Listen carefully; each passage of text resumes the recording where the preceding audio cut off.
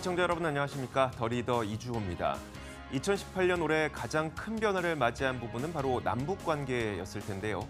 꽁꽁 얼어붙었던 남북 관계가 평창올림픽과 함께 극적으로 해빙기를 맞은 이후에 판문점 선언까지 이어지면서 한반도 평화시대의 개막에 대한 기대감도 높아지고 있습니다. 그래서 오늘 더 리더는 북한연구학회 김병로 회장을 모셔봤는데요.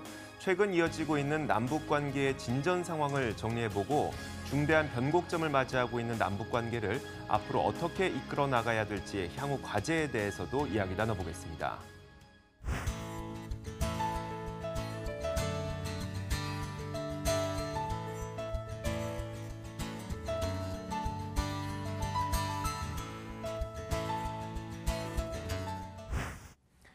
자, 오늘 스튜디오에는요, 저희가 북한연구학회 학회장이자 서울대학교 통일평화연구원의 교수로 재직하고 계시는 김병로 학회장 모셨습니다. 어서 오세요.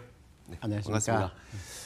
일단 지금 맡고 계신 일이 거의 두 가지로 큰 줄기로 나눠볼 수가 있을 것 같으니까 두 가지 조직에 대해서 좀 이야기를 들어보고 싶어요. 먼저 북한연구학회의 학회장으로 계시는데 이 북한연구학회라고 하는 곳은 지금까지 주로 어떤 연구들을 해오는 학회였습니까? 예, 북한연구학회는 우리나라의 북한 통일 또 남북 관계를 전문적으로 연구하는 학자 전문가 또 일부 기업인들도 포함되어 있습니다만 700여 명 정도가 포함되어 있습니다. 많은 인원들이 연구를 하고 있고요. 그 연구들이 이제 북한연구학회보라는 저널을 통해서 개인의 연구들을 거기에 발표하고 또 그걸 집약하는 그런 활동들을 하고 있고요. 또 1년에 4번씩 정책 현안들을 다루는 학술 포럼을 개최합니다. 그래서 4회 정도 하고 있고 또 이제 북한 연구를 처음 입문하는 사람들을 위해서 저희가 북한 연구 총서라는 것을 오래전에 한 10여 년 전에도 한 10권짜리로 기획을 했고 또 김정은 정권 들어온 이후에도 5권짜리, 5권짜리 총서를 출간을 했습니다. 이런 출간물을 통해서 북한과 통일을 연구하는 사람들이 입문할 수 있는 그런 길을 만들어주고 있습니다. 참 다양한 연구들을 진행해 오신 것으로 이제 보이는데 그렇다면 최근에 있었던 어떤 여러 가지 사건들과 이슈에 대한 어떤 평가를 한번 들어보고 싶습니다. 조금은 시간이 지난 일이지만 이제 6월 12일에 있었던 미국과 북한과의 이 선언, 공동 선언에 대해서 어떻게 평가하고 계시는지 혹시 뭐 아쉬운 점이 있진 않았는지 이런 평가를 좀 들어보고 싶은데요. 예, 6월 10일 싱가포르 북미 회담은 사실 이제 뭐 접촉이라든가 선언 내용을 따지자면 뭐 이전에도 많은 선언들도 있었고 또 논의들이 핵 문제를 관련해서 있었습니다. 뭐 예를 들면 2000년도에 클린턴 정부 당시에 북한의 조명록 차수가 군복을 입고 백악관에 들어간다던가 또 매들린 올브라이트 장관이 평양에 가서 회담을 하고 그다음에 2005년도에도 9.19 공동성명을 통해서 상당한 진전된 그런 합의문들이 있었지만 이제 6월 10일의 의미는 뭐냐면은 그러니까 최고 정상이 북미 간에 모여서 선언을 했다라는 의미가 있습니다. 그래서 역사적 사건이라고 할 수 있고요. 북한과 미국이 6.25 전쟁 이후에 거의 70여 년간 적대 관계에 있었는데 6월 10일 선언으로 인해서 이제 적대 관계를 청산하고 북미 간의 관계를 정상화하면서 평화 관계를 유지해보자. 그리고 북한은 비핵화를 하겠다라는 의지를 표명하는 이런 선언을 함으로써 정말 70여 년간 지속된 정전 체제 또는 적대 관계를 종식하고 또 평화 관계를 수립하겠다는 의지를 발표한 그것도 최정상 간에 발표한 역사적 사건이다 이렇게 볼 수 있겠습니다. 상당한 의미를 갖고 있음에도 불구하고 그 내면 내용에 대해서는 또 여러 가지 평가들이 나오고 있어서요. 예컨대 이제 우리가 CVID라고 부르는 완전하고 검증 가능하며 불가역적인 비핵화, 이 문구가 포함되지 않았기 때문에 뭔가 미국이 속았다는 평가도 나오고 있어서요. 하지만 또 트럼프 입장에서는 트럼프 대통령은 포괄적인 진전을 이뤄냈다라고 평가도 하기도 하고요. 서로 좀 잘 안 맞는 것 같아요. 예, 그러니까 많은 분들이 이제 역사적 사건으로 평가는 합니다만 그 내용에 있어서는 사실 실망하는 부분도 많이 있습니다. 방금 말씀하신 대로 그냥 완전한 비핵화를 하겠다라는 정도였고 뭐 불가역적이고 뭐 이런 그 CVID라는 표현도 없이 그렇게 진행된 것에 대해서 많은 분들이 선언문 내용으로서는 좀 약하지 않았나 이런 평가들을 네네. 하고 있습니다. 그러니까 그것은 이제 그만큼 북한을 다루기가 참 쉽지 않다라는 걸 보여주는 거죠. 네네. 비핵화라는 것이 트럼프 대통령이 처음에 얘기했듯이 원샷 딜을 한 번에 다 할 수 있는 것도 아니고 네네. 뭐 학자들에 따르면 뭐 20년 걸릴 수도 있다 이런 정도로 평가를 하고 있어서 트럼프 대통령도 또 폼페이오 국무장관도 단번에 할 수 없다는 걸 잘 알고 있고요. 네네. 그런 면에서 사실 이제 그 회담 들어가기 전에는 뭐 큰 진전이 있을 거라 이렇게 자꾸 우리 압박을 했지만 네네. 실질적으로 그 정도의 선언을 한 것만으로도 굉장한 성과라 생각합니다. 네. 근데 북한을 정말 다루기 힘든 게 네. 미국 정부가 이제 들어설 때마다 항상 북한이 뭐 보면 뭐 인구도 작지요, 뭐 경제력도 뭐 1인당 GDP 1,000불밖에 되지 않죠. 네네. 굉장히 약한 나라이기 때문에 뭐 금방 문제를 해결할 수 있을 거로 생각을 하고 굉장히 이제 성급하게 달려듭니다. 그러나 번번이 실패하는 이유가 북한에 대한 평가가 제대로 돼 있지 않아요. 그러니까 일반적으로 이제 지금도 뭐 북한에 대한 제재와 또 압박을 계속 하고 있지만 제재와 압박을 계속 하게 되면 뭐 북한이 꼭 무너질 수도 있다 이런 얘기들을 하지 않습니까? 네네. 그런데 거기에 대해서 물론 평가가 좀 다르긴 하겠지만 그렇게 호락호락 무너지는 그런 체제는 아니거든요. 여러 네. 측면에서 봤을 때 네. 북한의 최고 상류층들이 대부분 전쟁의 피해자들로 구성되어 있고 또 현재 우리가 조사를 해봐도 네. 주체 사상에 대한 긍지를 가지고 있는 사람이 65% 정도로 나타납니다. 지도층 가운데요? 아닙니다. 전체 국민 가운데. 예. 그리고 지금 현재 김정은 지지도도 63% 정도 나오고 있습니다. 네. 그러니까 그런 정도의 상황이기 때문에 경제가 좀 어렵고 유엔의 대북 제재를 통해서 타격을 받는 건 사실입니다. 네네. 그런데 그렇게 타격을 받는다고 해서 체제가 붕괴되거나 무너지지 않는 그런 상황이기 때문에 북한은 전 국력을 결집해서 미국이나 한국에 대응을 하고 있고 그런 상황에서 핵 문제를 비핵화하는 걸 다루기가 참 쉽지는 않다. 네네. 그런 점에서 뭐 미국이나 한국이 원하는 어떤 완벽한 무슨 비핵화라는 것이 단숨에 되기가 어렵고 네. 점진적이고 단계적으로 될 수밖에 없다. 이 점에서 지난번 합의 정도로 뭐 만족해도 되지 않을까. 앞으로 이제 이걸 차근차근 추진해 나가면 된다. 이렇게 봅니다. 알겠습니다.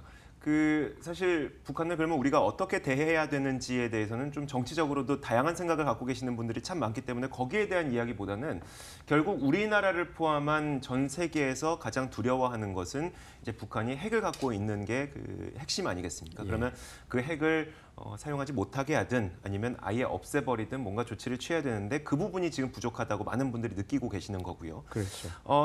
우리가 원하는 것은 그 북한이 핵을 사용하지 못하도록 하는 것이니까 그러면 그렇게 비핵화로 나아가는 단계에서 우리가 지금 해야 될 것은 무엇일까요? 풀어야 할 과제요. 지금 비핵화가 북한 쪽에서는 이제 1단계 동결 네네. 조치는 일단 취했다라고 네네. 보죠. 그러니까 핵실험과 미사일, ICBM 실험을 하지 않는 네. 동결. 네. 그러니까 네. 거기에 대해서 한미 간의 연합 군사 훈련을 중단하고 있으니까 네. 1단계 동결은 됐다 이렇게 보고요. 그 다음 단계가 이제 그것을 증명할 수 있는 핵실험장 폐기를 했고 네. 또 미사일 발사장에 대해서 지금 발사장을 해체하고 또 거기에 대해서 좀 우호적인 조치로서 미국의 미군 유해 송환을 하고 네. 이런 조치들을 취하고 있어서 약간 좀 초보적인 단계의 비핵화로 지금 진행하고 있는 중이다라는 네네. 것이죠.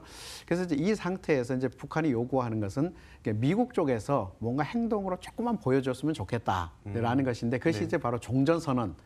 네네. 그래서 비핵화가 진전이 되려면 북한 쪽에서 요구하는 종전선언을 미국과 한국이 포함된 또 네, 중국까지 포함될 수도 있겠지만 그런 그 사자들이 모여서 종전선언을 해줬으면 좋겠다라는 것이고요. 우리 쪽에서의 요구는 이제 한 단계, 2단계로 진전되기 위해서는 지금 미국 쪽에서 이제 북한이 핵 리스트가 있습니다. 이제 핵을 폐기해야 되는 네네. 리스트가 있는데 그 리스트를 제출해 달라라는 것입니다. 그러니까 북한의 어느 곳에서 네네. 핵실험을 하는지 네.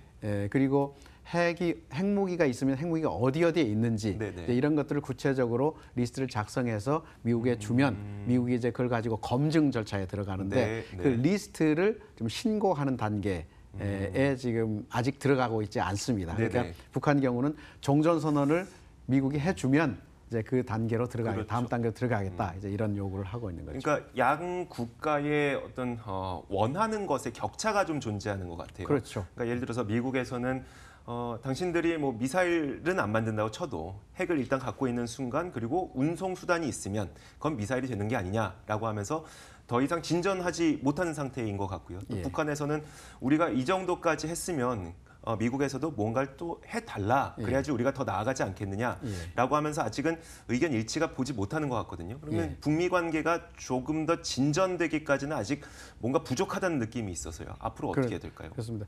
그러니까 트럼프 대통령도 공개적으로 요구했지만 비핵화가 20% 정도 진전이 되면 종전 선언이나 평화 체제 이런 방향으로 돌아서서 들어갈 수 있다라는 것인데, 그러니까 그 20%라는 게 어떤 상황을 말하는 것인지에 대해서 아직 잘 모르는 거죠. 그런데 북한 쪽에서는 지금 정도 됐다라는 것이고 미국 쪽에서는 일단 핵 리스트를 좀 가져와라는 것이고, 예를 들면 지금 트럼프 대통령이 요구하는 것도 20% 비핵화가 진전이 되면 된다라는 말 속에는 북한의 핵 탄두가 지금 몇 개인가라는 거 잘 모르지 않습니까? 지금 뭐 7, 80개 정도로 추정하는데 뭐 7, 80개 중에서 뭐 10개라도 뭐 제출을 한다던가 어디 있다, 가지고 있다라는 걸 제출한다던가 아니면 지금 전체가 7, 80개가 있다라던가 아니면 100개가 있다라던가 이런 논의를 해달라는 거죠. 이제 그것이 이제 미국 쪽의 요구고 북한 쪽은 아직 그 단계는 아니다.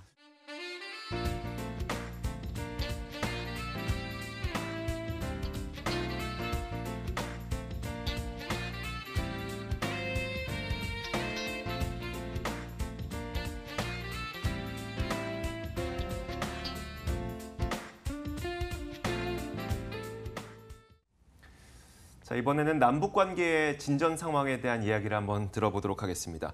자, 얼마 전에 이제 이산가족 상봉이 이루어졌습니다. 사실 꽤 오랜 기간 동안 가족들이 못 만나고 있다가 다시 한번 이제 남한과 북한에 흩어져 있던 가족들이 또 얼굴을 보게 됐는데, 국민들의 입장에서는 굉장히 그 뜻깊은 사건이었다고 말할 수도 있겠지만 이게 어떤 의미를 갖고 있는 건지가 참 궁금하거든요. 예. 지금 남북 간에 공식적으로는 1000만 이산 가족이 있다 이렇게 봅니다. 그러니까 분단이라는 것은 정치적 분단이기도 하고 뭐 경제 또 지리적 분단이지만 참 사람의 분단이죠. 그러니까 가족이 갈라져 있고 헤어져 있다라는 것은 분단의 큰 아픔이죠.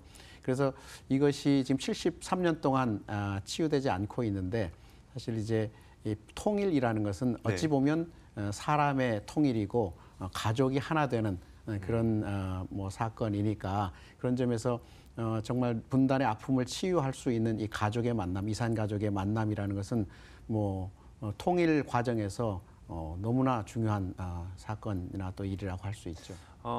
계속해서 이제 남북 정상회담이 계획이 되고 있습니다. 3차 남북 정상회담도 계획이 되고 있고, 그런데 그 이산 가족 상봉이 있었다가 다시 한번 남북 관계가 경색됐다가 이런 과거의 사례를 반복하지 않기 위해서는 또 이런 정상회담을 통해서 우리가 앞으로 영속적으로 이렇게 해 나가자, 이런 논의가 있어야 될 것 같거든요. 이번엔 또 어떤 논의가 의제가 될까요? 북쪽에서는 사실 이제 정상회담을 할 시기는 아직 아니다라고 생각을 합니다. 왜냐하면 지금 북쪽에서는 이제 많은 불만이 있습니다. 우리 한국 정부에 대해서. 왜냐하면 2차, 그러니까 지난번 판문점 선언 이후에 남북 교류를 적극적으로 하기로 했는데 남북 교류가 제대로 진전되지 않고 겨우 이제 이산가족 상봉 하나 정도 지금 하고 있는데, 그러니까 북쪽에서는 뭐 3차 남북 정상회담을 한들 큰 변화가 있겠느냐. 그보다는 남북 교류 협력에 대해서 좀 적극적으로 추진한 이후에 정상회담을 추진하는 게 어떠냐, 이제 이런 입장이고, 한국 정부는 그래도 뭐 안 만나는 것보다는 만나는 게 좋으니까 정상들이 만나서 다시 한번 이 좀 난국 파국 직전에 있는 이 남북 관계를 다시 한번 또 재건해보자, 또 교류 협력의 어떤 계기를 만들어보자라고 해서 정상회담을 요구하고 있죠. 근데 북쪽에서는 지금 이제 교류 협력 여러 영역에 뭐 학술 문화 교류뿐만 아니라 개성공단이라든가 또 금강산 관광 재개 이런 네네. 것까지도 지금 요구하고 있으니 그것은 정부 차원에서는 정상회담에서 다루기 좀 어려운 문제이기도 하고 부담스러우니까 지금 그 부분이 이제 북쪽의 이제 요구를 다 받아들일 수 없는 그런 부분들이 좀 있죠.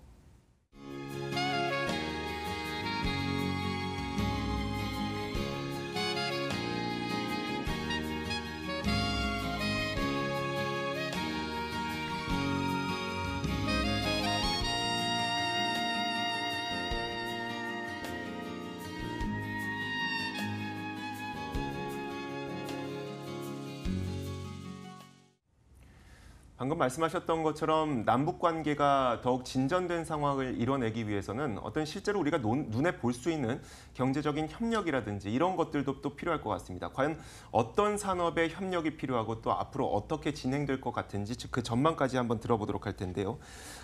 그러면 북한에서도 이제 우리에게 요구하고 있는 것들이 여러 있지 않겠습니까? 예. 경제적으로 어떤 식으로 우리에게 협력해 달라라고 요구할 텐데 주로 어떤 산업들입니까?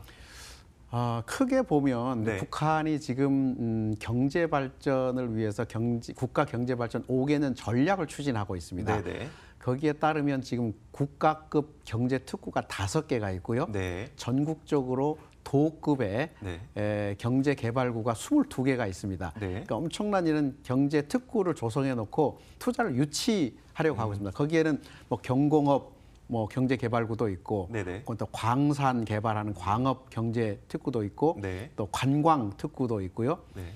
여러 종류입니다. 그래서 경공업 또 농업 관광 특구도 있고, 그러니까 농업, 경공업 또 관광, 광산 개발 여러 영역인데요.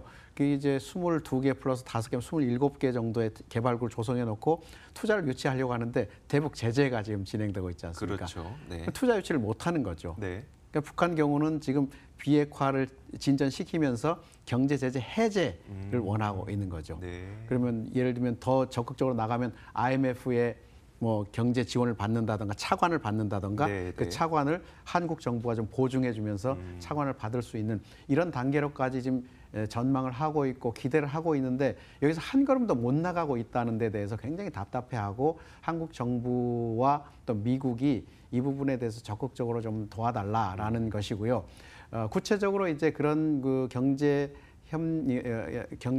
제재 해제가 이루어진 상태에서 남북 협력이 이루어진다면 가장 먼저 북쪽이 원하고 또 한국이 생각했을 때 경제적 효과가 크게 나는 것은 인프라입니다.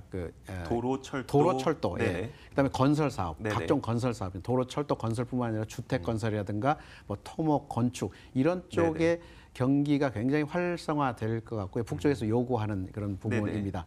그다음에 이제 에너지 개발, 광산 개발을 요구하죠. 그러니까 탄광 같은 것을 이제 자기들 기술이 없어서 개발을 못 하는데 그러니까 탄광을 개발해서 에너지 자원을 좀 확보할 수 있는 이런 방안들. 북한은 이제 전기 전력 사정이 굉장히 어렵거든요. 그렇죠. 그래서 이제 한국과 협력해서 그런 부분을 개발할 수 있다는 것이고 또 다른 하나는 이제 그쪽은 이제 산업이 굉장히 발전하지 않은 상태지만 그래도 굉장히 다급하고 급하다 생각을 해요. 그래서 IT 쪽으로 빨리 가고 싶어 합니다.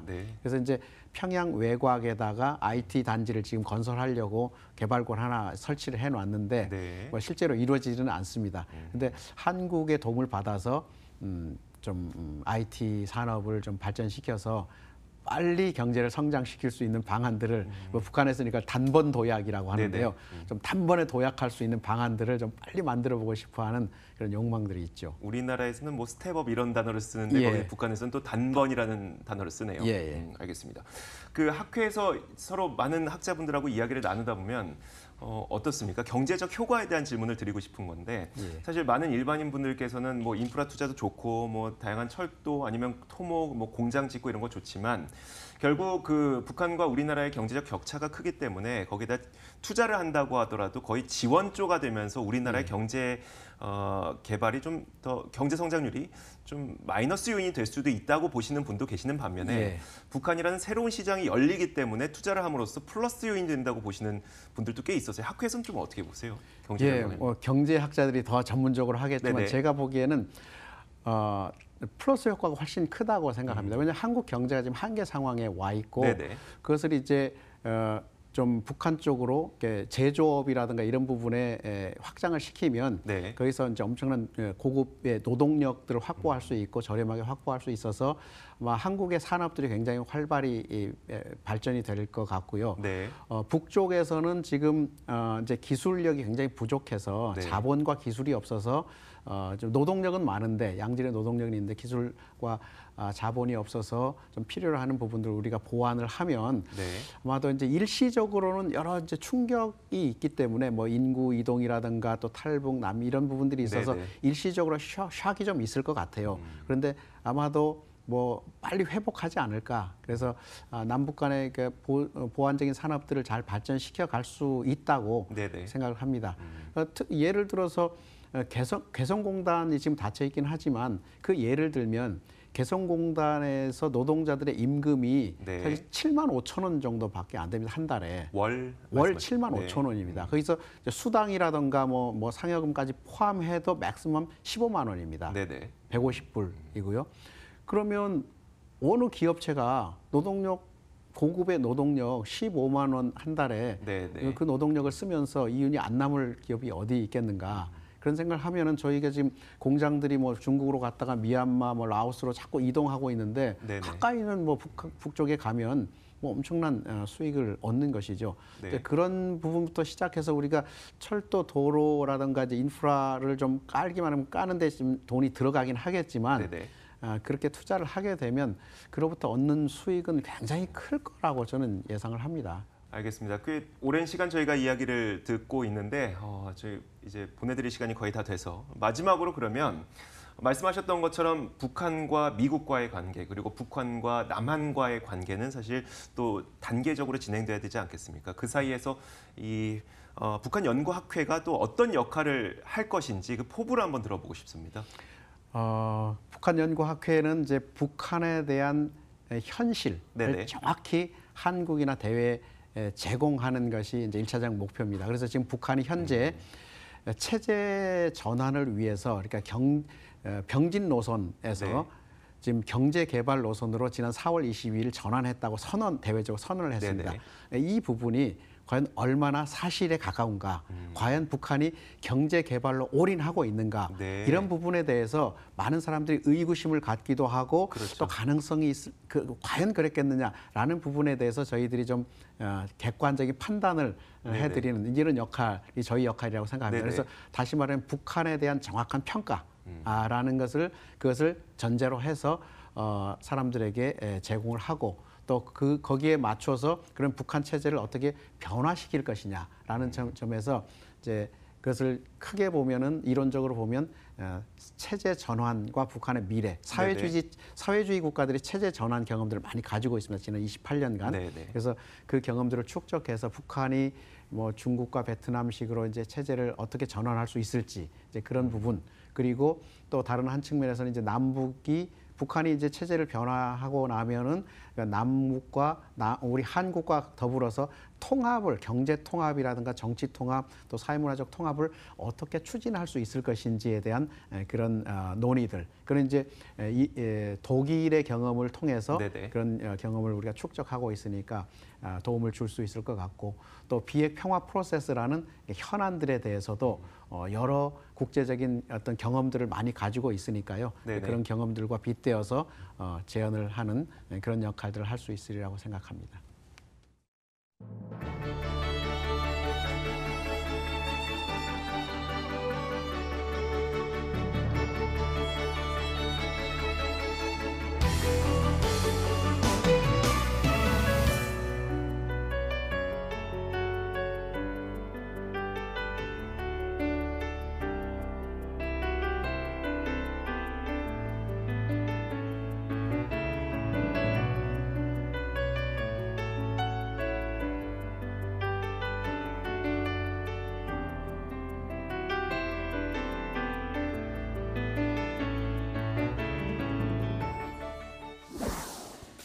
판문점 선언과 북미 정상회담 그리고 이산가족 상봉에 이르기까지 남북의 교류와 관계 개선의 노력이 숨가쁘게 이어지고 있는데요. 앞으로의 남북 관계 그리고 북미 관계 변화에 따른 한반도 정세가 또 어떻게 바뀔지 많이 주목되고 있습니다. 앞으로 남과 북의 협력이 좋은 시너지를 내기 위해서 어떤 노력을 해야 될지 김병로 회장의 이야기가 참 좋은 방향키가 되었으면 좋겠습니다. 오늘 함께해 주신 북한연구학회 김병로 회장 여기서 보내드리도록 하겠습니다. 오늘 말씀 고맙습니다. 감사합니다.